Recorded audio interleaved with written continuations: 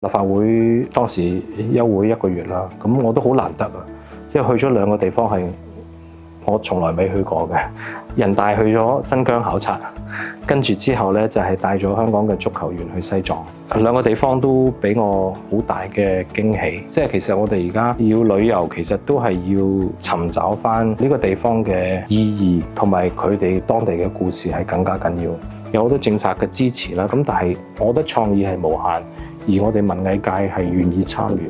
所以呢啲嘢我哋真係要有規劃咁樣去開發一啲新嘅旅遊嘅故事出嚟。舞火龍咁呢啲其實可能內地未接觸過喎，我哋點樣最大化將呢啲傳統藝術去講俾大家聽咧？非遺文化其實好多嘅喎，係咪？我哋新界嘅一啲村、一啲新界嘅故事，點樣去講好佢？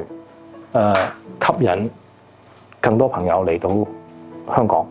即係我哋香港作為我哋國家嘅其中一個城市之都，我覺得係一個好好嘅定位。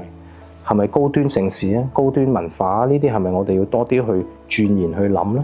我哋真係去精挑細選，我哋係想吸咩遊客，我哋要啲咩活動，我哋要搶城市、搶文化。